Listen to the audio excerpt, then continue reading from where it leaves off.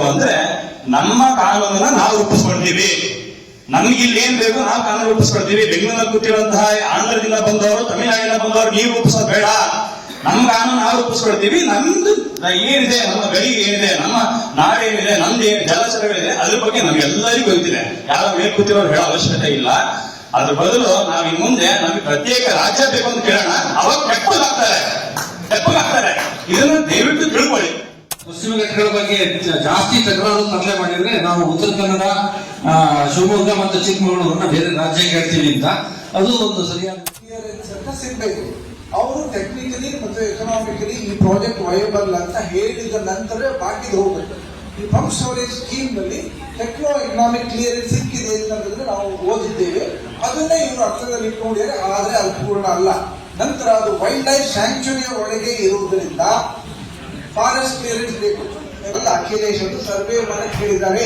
ಸರ್ವೆಗೂ DPR ವ್ಯತ್ಯಾಸ ಇದೆ. ಸರ್ವೆನಲ್ಲಿ ಹೇಗೆ ಹೋಗ್ಬೋದು, ಏನು ಅಪ್ರಾಕ್ಸಿಮೇಟ್ ಆದ್ರೆ ಡಿಪಿಆರ್ ಡಿಟೈಲ್ ಪ್ರಾಜೆಕ್ಟ್ ಕೂಡ ಇದೆ. ಆರೋಗ್ಯ ಏನೂ ಆಗಿಲ್ಲ. ಆದ್ರೆ ನಾವು ಹಿಂದೆ ಮಾಡಿದಾಗ ಈಗಲೇ ಗಲಾಟೆ ಮಾಡದೆ ಹೋದ್ರೆ ಆ ಪ್ರಾಜೆಕ್ಟ್ ನೆಕ್ಸ್ಟ್ ಸ್ಟೇಜ್ ಹೋದ್ರೆ ತೊಂದರೆ. ಯಾವಾಗ್ಲೂ ಕೂಡ ಬೇರೆ ಬೇರೆ ಟಾಪಿಕ್ಸ್ ನ ತುಂಬಾ ಹೈಲೈಟ್ ಮಾಡೋ ಬದಲು ಇಂಥದ್ದು ಏನ್ ಸಮಸ್ಯೆ ಇದೆ ಅದನ್ನು ಪ್ರತಿದಿನ ಕಣ್ಣಿಗೆ ಕಾಣೋ ಹಾಗೆ ಬರೀಬೇಕು.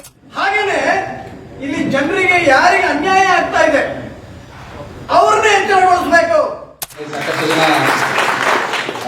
ಕಾಲೇಜಿಗೆ ಸಂಬಂಧಪಟ್ಟವರು ಇದ್ದೀರಾ. ಹಾಗಾಗಿ ಫಸ್ಟ್ ನಾವು ಕಾಲೇಜ್ ಹುಡುಗರಿಗೆ ಇದರ ಅವಶ್ಯಕತೆ ಬಗ್ಗೆ ಹೇಳಬೇಕು. ಬೇರೆ ಏನೂ ಇಲ್ಲ. ನಮ್ದು ಫ್ಯೂಚರ್ ಮುಗಿದಿದೆ. ನಾವು ಹೇಳಬೇಕಾಗಿದ್ದಾರೆ ಅವ್ರಿಗೆ. ನಾವು ಇವತ್ತು ನೀರು ಕೊಟ್ಟರು ಕೂಡ ನಾವೇನೊಂದು 2 ಡಿಕೇಡ್ಸ್ ಬದುಕಬಹುದು, ಇಲ್ಲ 3 ದಶಕಗಳು ಬದುಕಬಹುದು, ನಮ್ದಾಗೋಗುತ್ತೆ. ಆದ್ರೆ ನಮ್ಮ ದೇಶದಲ್ಲಿ ಇವತ್ತಿನವರೆಗೂ ನಾವು ಏನಂತ ಹೇಳಿದ್ರೆ ಪ್ರಕೃತಿದತ್ತವಾಗಿ ಪ್ರಕೃತಿಯಾಗಿ ಉಳಿಸೋ ಒಂದು ಪ್ರಯತ್ನ ಆಗ್ಬೇಕು ಅಂತ ಹೇಳಿದ್ರೆ ಅವೇರ್ನೆಸ್ ಬೇಕು. ಈ ಅವೇರ್ನೆಸ್ ಬಹಳಷ್ಟು ಜನಕ್ಕಿಲ್ಲ. ನಾವಿಲ್ಲಿ ಇವತ್ತು 2ನೇ ಮೀಟಿಂಗ್ ಅಲ್ಲಿ ಹೊಸನಗರದಲ್ಲಿ ಮಾತಾಡ್ತಿದೀವಿ. ಶಿವಮೊಗ್ಗಕ್ಕೆ ಇರುವಂತಹ ಯಾವ ಯೂನಿವರ್ಸಿಟಿ ವಿದ್ಯಾರ್ಥಿಗಳಿಗೆ ಬಹುಪಾಲು ವಿದ್ಯಾರ್ಥಿಗಳಿಗೆ ಅರಿವೇ ಇಲ್ಲ. ಎಲ್ಲೂ ಕೂಡ ನಾನು ಪ್ರಚಾರ ಅಂತ ಹೇಳ್ತಾ ಇಲ್ಲ, ಅರಿವಿಲ್ಲ ಅಂತ ಹೇಳ್ತಾ ಇದ್ದೀನಿ. ಈ ಅರಿವು ಮೂಡಿಸ್ಲಿಕ್ಕೆ ಏನ್ ಮಾಡ್ಬೇಕಂತ ಹೇಳಿದ್ರೆ ತಂಡಗಳನ್ನ ಮಾಡ್ಬೇಕು. ತಾಲೂಕ್ ವೈಸು ಪ್ರತಿ ತಾಲೂಕುಗಳಲ್ಲೂ ಡಿಗ್ರಿ ಕಾಲೇಜ್ ಇರುತ್ತೆ. ಡಿಗ್ರಿ ಕಾಲೇಜ್ ನಾವು PUC ಅಥವಾ ಅದಕ್ಕಿಂತ ಕೆಳಗಡೆ ಸ್ಕೂಲ್ ಅದನ್ನ ರೀಚ್ ಆಗುವಂತ ಅವಶ್ಯಕತೆ ಇಲ್ಲ. ಡಿಗ್ರಿ ಕಾಲೇಜ್ನ ಇಲ್ಲಿ ಬಂದಿರತಕ್ಕಂಥವ್ರು ತಾಲೂಕ್ ವೈಸು ಜವಾಬ್ದಾರಿ ತೆಗೆದುಕೊಂಡು ನೆಕ್ಸ್ಟ್ ಸಭೆಗೆ ವಿದ್ಯಾರ್ಥಿಗಳು ವಾಲಂಟಿಯರ್ಗೆ ಈ ರಾಜ್ಯಕ್ಕೆ ದೀಪದ ಕೆಳಗೆ ಕತ್ತಲು. ಆ ಕತ್ತಲಲ್ಲಿ ನಾವೆಲ್ಲರೂ ನಿಂತಿದ್ದೀವಿ. ನಮ್ಮ ಯುವಕರು ಯಾರು ಶಿವಮೊಗ್ಗ ಶಿಕಾರಿಪುರದಿಂದ ಬಂದವರು ಹೇಳ್ತಾ ಇದ್ರು, ಯುವಕರನ್ನ ಜಾಗೃತಿಗೊಳಿಸಬೇಕು ಅಂತೇಳಿ. ಹಾಗೆ ಹಿರಿಯರೊಬ್ಬರು ಹೇಳಿದ್ರು, ನಮ್ಮ ನಗರ ಭಾಗದವರು, ನಾವು ಹಳೆ ಬೇರು ಹೊಸ ಚಿಗುರು ಅಂತ. ಹಳೆ ಬೇರು ಹೊಸ ಚಿಗುರು, ಹಳೆ ಬೇರು ಎಲ್ಲವೂ ಕತ್ತಲಲ್ಲಿದ್ದು ಹೊಡೆತ ತಿಂದು ತಮ್ಮ ಜೀವನವನ್ನು ಸಾಗಿಸಿದ್ದಾರೆ. ನಾವು ಹೊಸ ಚಿಗುರು ಹೊಸ ಬೇರನ್ನು ನಾವು ರೂಪಿಸ್ಕೊಳ್ತಾ ಇದ್ರೆ ನಾವು ಕೂಡ ಇನ್ನು 50 ವರ್ಷ ಅದೇ ಕತ್ತಲಲ್ಲಿ ಇರ್ಬೇಕಾಗತ್ತೆ ಅಂತ ಹೇಳ್ತಾ ಸ್ವಾಮೀಜಿಗಳು ಈ ಹೋರಾಟದ ಒಳ್ಳೆ ರೀತಿಯ ರೂಪುರೇಷೆಗಳನ್ನು ಮಾಡಬೇಕು. BG ನಾಗರಾಜ್ ಹೇಳಿದ್ದು 100ಕ್ಕೆ 100 ಸರಿ ಇದೆ. ಏನು ಅಂತಂದ್ರೆ ಡೀಲ್ ಮಾಸ್ಟರ್ಗಳನ್ನ ಹೊರಗಿಟ್ಟು ಡೀಲ್ ಮಾಡದೇ ಇದ್ದವರು, ಒಳ್ಳೆ ಮನಸ್ಥಿತಿ ಇದ್ದವ್ರನ್ನೆಲ್ಲರೂ ಒಳಗೆ ಸೇರಿಸ್ಕೊಂಡು ನಾವು ಒಳ್ಳೆ ಹೋರಾಟನ ನಮ್ಮ ಮಾಡೋಣ, ನಾವೆಲ್ಲರೂ ಕೂಡ ನಿಮ್ ಜೊತೆಗಿದ್ದೀವಿ ಅಂತ ಹೇಳ್ತಾರೆ. ಕಳೆದ ಬಾರಿಯ ಹೋರಾಟದ ದಿಕ್ಕನ್ನು ಬದಲಿಸಿರ್ತಕ್ಕಂಥದ್ದು ನಮ್ಮ ಬೀಜದವರು ಅಂತ ನಾನು ಬಯಸ್ತೇನೆ ಅಂತ. ಆ ಸುರಿಯುವ ಮಳೆಯಲ್ಲೂ ಕೂಡ 1000 ಜನ ಬಂದು ಭಾಗವಹಿಸಿರ್ತಕ್ಕಂಥ ರೀತಿ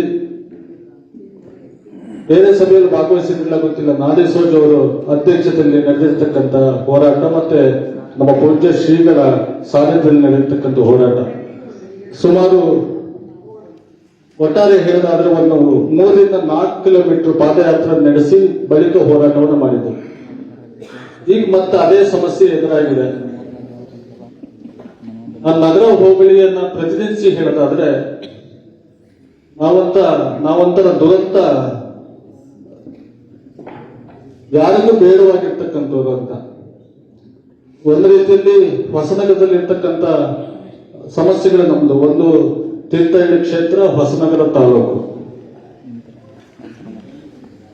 ಮೊದಲು ಕೇಳಿದ್ರೆ ನಮ್ಮ ಇಡೀ ದೇಶದಲ್ಲಿ ಎಲ್ಲೂ ಕೂಡ ಇರ್ಲಿಕ್ಕಿಲ್ಲ 5 ಜಲಾಶಯಗಳನ್ನ ಹೊಂದಿರತಕ್ಕಂಥ ಹೋಬಳಿ ಅಂತ ಏನಾದ್ರೆ ಅದು ಇಡೀ ದೇಶದಲ್ಲಿ ನಗರ ಹೋಬಳಿ ಮಾತ್ರ. ಲಿಂಗನಮಕ್ಕೆ ಹಿನ್ನೀರು, ಅದರ ಜೀವ ಕೂಡ ನಗರ ಹೋಬಳಿಯಲ್ಲಿ ಮಳೆ ಆದ್ರೆ ಮಾತ್ರ ಲಿಂಗನಮಕ್ಕಿಯನ್ನು ನಾವು ತುಂಬುವಂತ ಸಾಧ್ಯತೆ ನೋಡೋದು ಬಿಟ್ರೆ ಇಲ್ಲ ಅಂದ್ರೆ ಕಷ್ಟ ಸಾಧ್ಯ. ಪ್ರತಿನಿತ್ಯ 25 ಸೆಂಟಿಮೀಟರ್ಗಿಂತ ಜಾಸ್ತಿ ಮಳೆ ಬೀಳ್ತಕ್ಕಂಥ ಏರಿಯಾ. ಈಗಾಗಲೇ ಹಿರಿಗಿರಿ ಎಲ್ಲರೂ ಭಾಗವಹಿಸಿದ್ರೆ ನಮ್ಮ ಮಾಸಿಕಟ್ಟೆ ರೈತ ಸಂಘದ ರವಿಯನ್ನು ಕೂಡ ಇದ್ದಾರೆ, ಅವರನ್ನು ಮಾತಾಡಿದ್ದಾರೆ ಅಂತ ಅನ್ಕೊಂಡಿದ್ದೇನೆ. ನಿಮ್ಮ ಹೋರಾಟದ ಜೊತೆಗೆ ನಮ್ಮೆಲ್ಲರ ಸಕಲ ನಾವು ಕೂಡ ಭಾಗಿಯಾಗ್ತೀವಿ. ಪೂಜ್ಯ ಶ್ರೀಗಳಿರೋದ್ರಿಂದ ಈಗಾಗಲೇ ಕಳೆದ ಬಾರಿ ನಾನು ಕೂಡ ಆಗಮಿಸಿದ್ದೆ, ಶ್ರೀಗಳು ಅಧ್ಯಕ್ಷತೆ ವಹಿಸಬೇಕು ಅಂತೇಳಿ ಸಾಗರದಿಂದ ಬಂದಂತ ಸಂದರ್ಭದಲ್ಲಿ ನಾನು ಕೂಡ ಭಾಗವಹಿಸಿದ್ದೆ. ಅವತ್ತು ಅರೆ ಮನಸ್ಸಿನಲ್ಲಿ ಪೂಜ್ಯ ಶ್ರೀಗಳಿದ್ರು. ಇವತ್ತಿನ ಅವರ ಮುಖ ನೋಡ್ತಾ ಇದ್ರೆ ಈಗಾಗಲೇ ಸಾಕಾರಗೊಂಡು ಹೋರಾಟದ ಚುಕ್ಕಾಣಿಯನ್ನು ಹಿಡಿದಾರಂತ ಭಾವಿಸ್ತೇನೆ. ಸುಮಾರಾಗಿ 100 ಸ್ಥಾನಗಳನ್ನು ಗುರುತಿಸಿ ಸ್ವತಃ ಸ್ವಾಮೀಜಿಯವರು ಬರಬೇಕು. ಯಾಕಂದ್ರೆ ನಾವ್ ಯಾರು ಹೋದ್ರೆ ರಾಬರ್ಟ್ ಬಂದಾಗ ಈಗ ಯಾವ ಎಲೆಕ್ಷನ್ ಬಂತು ಅಂತ ಮೊದಲನೇ ಯೋಚನೆ ಬರ್ತದೆ.